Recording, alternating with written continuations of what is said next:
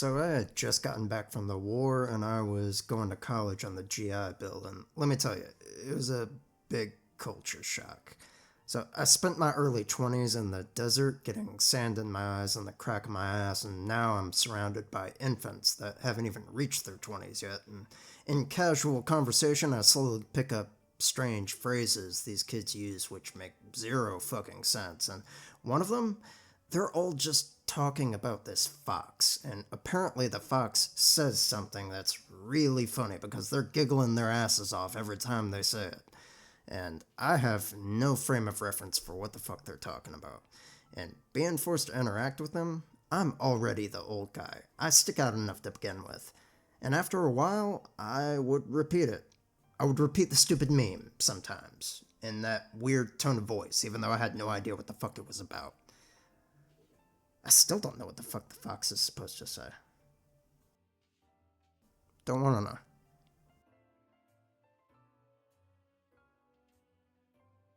Look, you asked me what peer pressure is. That's it. That's what it is. We all have a herd mentality. Deep down, it's part of our species, in our DNA. I'm not above it. You're not above it. We're all susceptible to it in some way. And that's how authoritarians take control.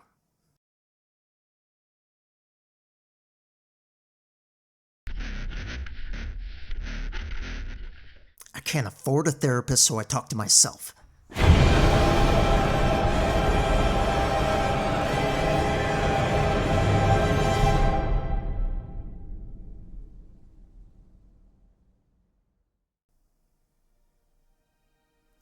It's 2007. Bungie has been hard at work on Halo for roughly 3 years now. As the release date of September 25 approached, Microsoft's unprecedented marketing campaign kicked into high gear.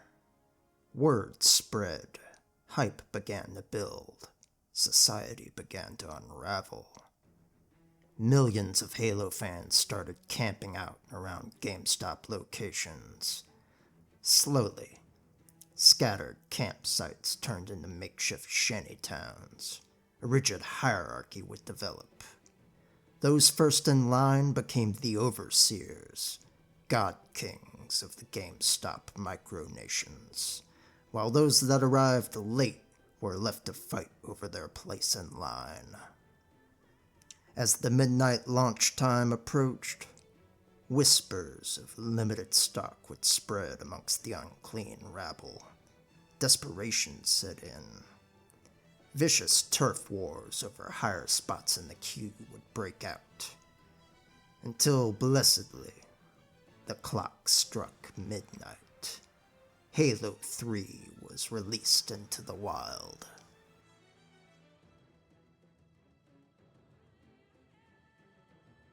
Untold millions had called out sick to work for the week. Cities were ghost towns. Ports and other entryways at the border remained clogged and barely functioning. The stock market tumbled. Those unable to get a copy due to limited stock were left to roam the wastes, degenerating into gibbering husks. Is it gibbering or gibbering? Is it? Oh, hold on.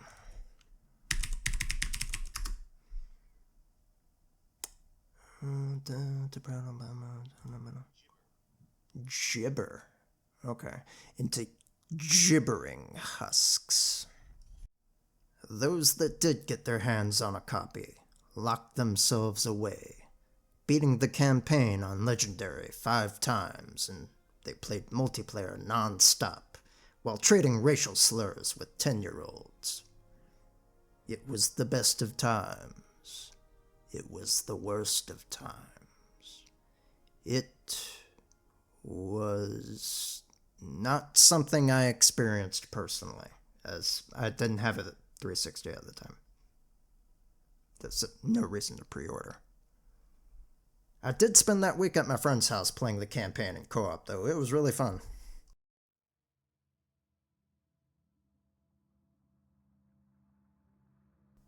moving to the Xbox 360 afforded Bungie the opportunity to refine and expand the combat sandbox they cultivated with the first two Halo games. New additions to the game include the fire grenade, which is most useful for area denial, and new vehicles like the Mongoose and the Hornet, but the biggest new addition would have to be deployable equipment. These items have special functions like the bubble shield, directional cover, gravity lift, or the power drain. The player character and enemy NPCs can use them, and it adds another wrinkle to every combat encounter. The weapons you'll be using feature a lot of old favorites, and the assault rifle makes a return after skipping Halo 2, though it's a bit worse for wear. It could have been a close-range bullet hose like back in the first game, but they've severely lowered the fire rate and the damage per shot is low, making the assault rifle outclassed by just about any other gun you'll find. The battle rifle really stole the AR's thunder for this game. For the enemy roster, the first major change is the Brutes have replaced Elites in the Covenant lineup, much like they did in the second half of the second Halo game. And they're okay. The lower ranked Brutes have basic armor with a fixed health pool instead of the regenerating shields of the Elites.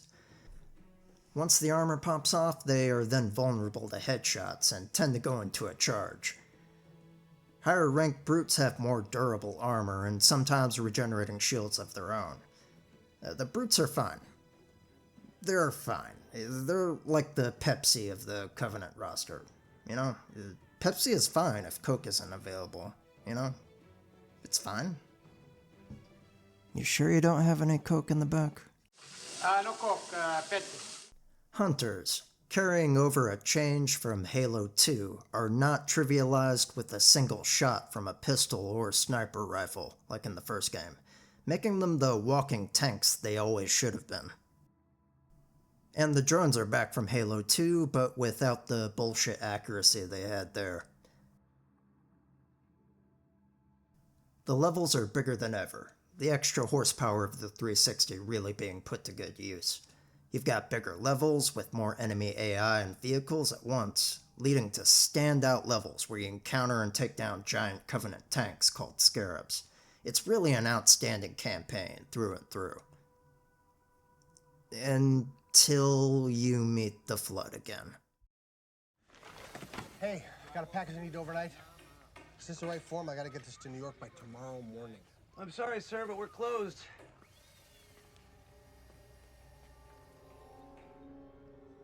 Perfect.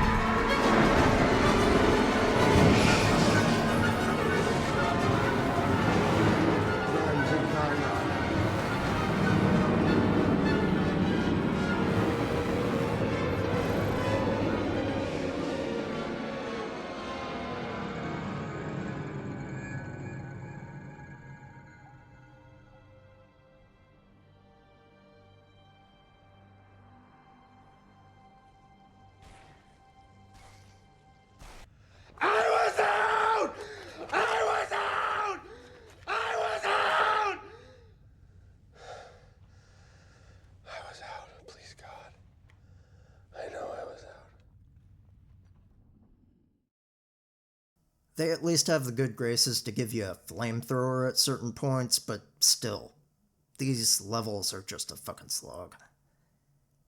But overall, this is some of the best gameplay the series has to offer.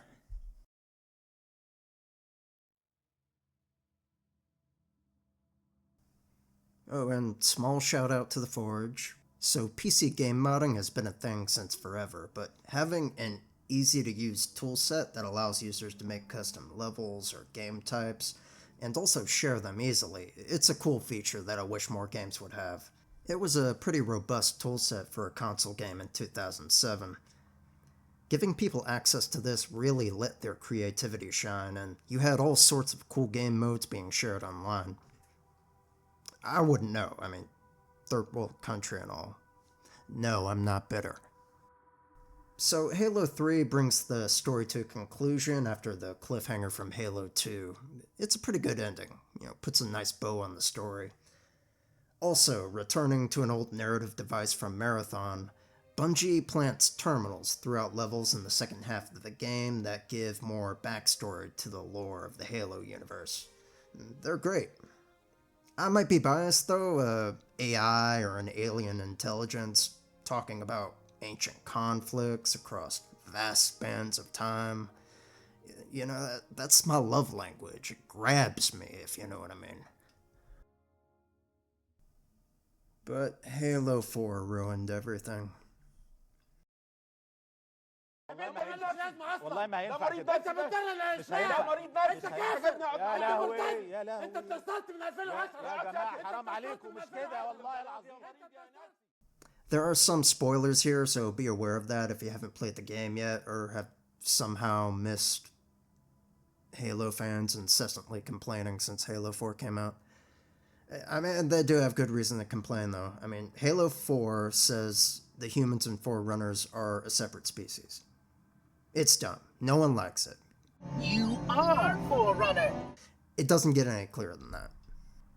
Though rereading the terminals in Halo 3, it turns out the water was already a little muddy, thanks to some of the details that they mention in there, like the librarian has just discovered the Earth and humans are already there. She calls them something special, implying they're not the same. You are Forerunner. And what about the Cradle of Life comic? It shows an ancient human watching Forerunners build the portal around New Mombasa. It was published shortly before Halo 3's release. You are Forerunner. Not to mention, how the fuck does a spacefaring civilization just forget where they came from? You are Forerunner. Galaxy-spanning empire, reduced to living in caves on one planet. How? They all bumped their heads at once? You are Forerunner.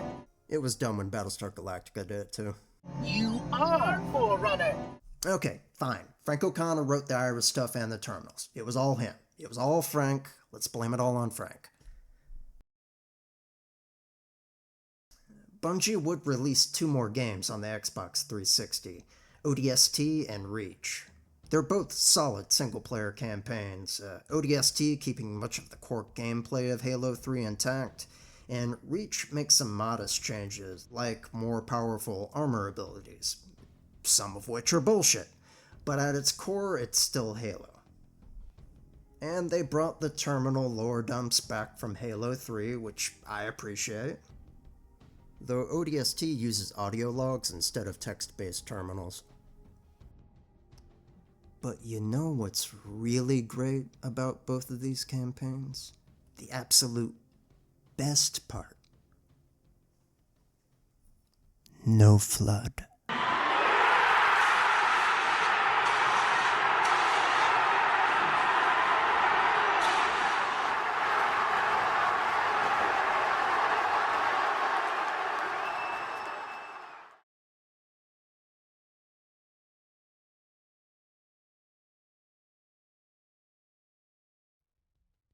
Halo post-Bungie has been one disappointment after another. I gave up even following the series after Halo 5. No idea why people kept clinging to hope after 2 stinkers in a row. Remember this trailer? 0 gameplay and Pavlov's dog started salivating on cue. Maybe some people just have a hard time letting go. I've learned to let go of many stories I loved as a kid, as their corpse was paraded around in front of us. And people tell me that Season 3 of Picard is good, but I just can't. It's like, after 5 years of trash, they accidentally made a good one. It's too late. I don't care anymore. I know I've said before that I've learned to let go, but I was lying. Hi, I'm a hypocrite. Remember The Matrix? At least the Wachowskis had the common courtesy to ruin everyone's expectations within a few years instead of stringing us along for decades. I was confused at the time by the Halo fandom, but after revisiting the first 3 games, I think I get it. Halo scratches a very specific itch that no modern game series even attempts to scratch. Now, Halo did spawn a bunch of copycats, or Halo killers, but said copycats only lifted superficial elements from Halo, like regenerating health and a 2-weapon limit. No one bothered to copy great enemy design or good AI. I've been trying to think of any action game since Halo that has enemy AI that is as fun to fight, and my list consists of Fear and, well, The Last of Us 2 as well. I mean, the enemies in that game, they'll push you and flank and so on. The combat encounters in that game are really good, actually. Is it possible to say something positive about this game without attracting a fucking Inquisition? Is it safe to come out now? Hell, even Bungie doesn't make good enemy encounters anymore. Look at Destiny. There's no highly reactive enemy AI or gameplay sandbox here. It's known for having some good gunplay, yes. The guns feel really good, and the enemies animate and react to your shots well, but they don't really challenge you as a player. They're fun to shoot, but they're not fun to fight. Even still, there is this addictive quality to Destiny's gameplay loop, but it's more superficial than Halo. I tried to keep up with the Destiny series for a time, but my interest waned around Destiny Forsaken. Forsaken introduced an item which allows you to create a character and immediately level them up to about where the expansion content starts. It allows you to skip playing through the Destiny 2 campaign. It was meant for players new to the game, but I looked at it and thought, hey, I can use this to create a new character and not have to slog through the boring campaign again. I mean, I've lost count of the number of times I've played through the first Halo's campaign. I'm still having fun with it, years later, but with Destiny, I'm thankful I have an option to skip its boring story levels. And it makes sense, after all. Destiny doesn't have enemies. It has loot pinatas. And it has conditioned its players to tolerate mediocre story levels as something you just toil through to get to the real content. It doesn't have to be this way. I wonder what's going on with Destiny now. Oh, that doesn't reek of desperation at all. Nostalgia is a time machine. Replaying these games, it always transports me back to when I was a teenager, playing split screen with friends, but even without nostalgia, like with my limited exposure to Halo 3, these games are exceptional. But one thing I've been wondering, was Halo a phase? Arena FPS like Unreal Tournament and Quake were once the most popular FPS games of their time, only to eventually go the way of the dodo. And it feels like Halo is in the same boat now.